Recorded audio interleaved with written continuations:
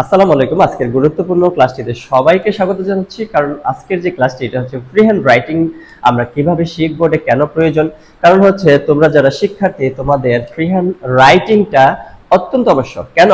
কারণ যারা 200 নম্বর পরীক্ষা দাও তোমাদের 200 নম্বরের মধ্যে কমপক্ষে 80 নম্বর ফ্রি হ্যান্ড রাইটিং এর প্যারাগ্রাফ, লেটার, অ্যাপ্লিকেশন, কম্পোজিশন এগুলো। এবং তোমরা যারা ডিপার্টমেন্ট অফ ইংলিশে বিভিন্ন ইউনিভার্সিটিতে ভর্তি হয়েছে এবং জাতীয় বিশ্ববিদ্যালয়ের বিভিন্ন ডিপার্টমেন্টে ভর্তি হয়েছে, বিশেষ করে ডিপার্টমেন্ট অফ ইংলিশে, তোমরা যদি ফ্রি হ্যান্ড রাইটিং না শেখো, ফ্রি হ্যান্ড রাইটিং ছাড়া কিন্তু সামনের দিকে এগিয়ে যাওয়া প্রায় অসম্ভব। তাহলে আমরা ফ্রি হ্যান্ড রাইটিং এর ক্লাসটা এটা কিভাবে পড়বো? আমরা তো যারা হচ্ছে এইচএসসি পাশ করে এসেছি তারা তো অন্তত 14 বছর লেখাপড়া করে এসেছি, কিন্তু বাংলার মতো এরকম ফ্রি হ্যান্ড রাইটিং তো পারি না, ফ্লুয়েন্সি তো নেই। এগুলোর কারণ কি? এগুলো কিছু টেকনিক্যাল প্রবলেম রয়েছে যেগুলো আমরা শুধু গল্পটায় মুখস্থ করে এসেছি, বুঝে আসার চেষ্টা করিনি।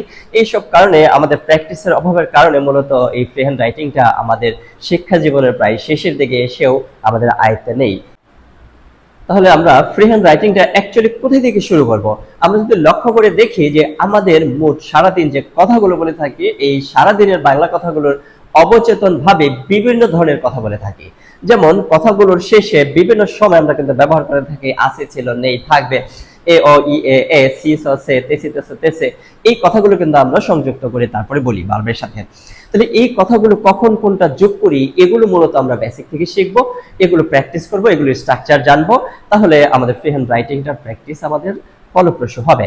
যেমন তোমাদের যদি আমি দেখাতে চাই যে আমরা সারাদিন কথা বলার সময় আছে, ছিল, নেই, থাকবে, এই কথাগুলো কিন্তু আমরা বারবার বলে থাকি।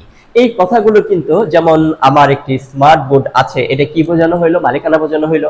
স্মার্ট বোর্ডের মধ্যে অনেকগুলো অ্যাপস আছে, এটা কি বোঝানো হয়েছে? মালিকানা বোঝানো হয়েছে, তাকে তো বোঝানো হয়নি। তাহলে এটা কি বোঝানো হইলো? কোনো কিছুর মধ্যে কোনো কিছু আছে। তাহলে দুইটি বাক্যেই কিন্তু আছে শব্দটা আছে, কিন্তু দুইটার স্ট্রাকচার, দুইটার পারপাস কিন্তু দুই রকম।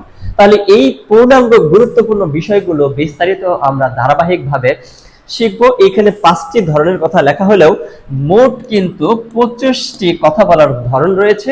এই 25টি কথা বলার ধরন আমরা শিখবো। যেমন এখানে 5টি উল্লেখ করেছে, বাকি 25টা কিন্তু আমরা ধারাবাহিকভাবে পর্যায়ক্রমে শিখতে থাকবো। এবং এই 25টি কথা বলার স্ট্রাকচার, কথা বলার ধরন, পারপাস বলার পরে তারপরে আমরা এদের প্রয়োগের ক্ষেত্রে সাবজেক্ট ভার্ব এগ্রিমেন্টের নিয়মগুলো শিখবো। তাহলে আশা করি তোমরা এই ফ্রি হ্যান্ড রাইটিং এর ক্লাসগুলো করে তোমরা বিশেষ করে ডিপার্টমেন্ট অফ ইংলিশে যারা ভর্তি হয়েছে বিভিন্ন কলেজে সারা বাংলাদেশে জাতীয় বিশ্ববিদ্যালয়ের অধীনে, তোমাদের অবশ্যই ফ্রি হ্যান্ড রাইটিংটা শিখতে হবে। না শিখলে তোমরা কোনোভাবেই সামনের দিকে ভালো রেজাল্ট করে এগিয়ে যেতে পারবে না। একই সাথে তোমরা যারা এসএসসি এবং এইচএসসি তে রয়েছে তোমাদের কিন্তু 80 নাম্বার, 200 এর মধ্যে 80 নাম্বারই ফ্রি হ্যান্ড রাইটিং এর অংশ। তোমরা যদি রাইটতে নিতে পারো তাহলে তোমাদের রেজাল্ট অবশ্যই ভালো হবে। তাহলে আশা করি পরবর্তী ক্লাসগুলো, যে ক্লাসগুলো 25টি গুরুত্বপূর্ণ ক্লাস, 25টি গুরুত্বপূর্ণ ধরন, কিন্তু ক্লাসের সংখ্যা আরো বেশি হবে।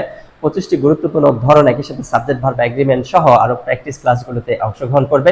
ধারাবাহিকভাবে অংশগ্রহণ করে তোমরা ফ্রি হ্যান্ড রাইটিং এর এই স্কিলটি বা দক্ষতাটি তুমি আয়ত্তে নিতে পারবে এবং তোমার পরীক্ষার মধ্যে প্রয়োগ করতে পারবে।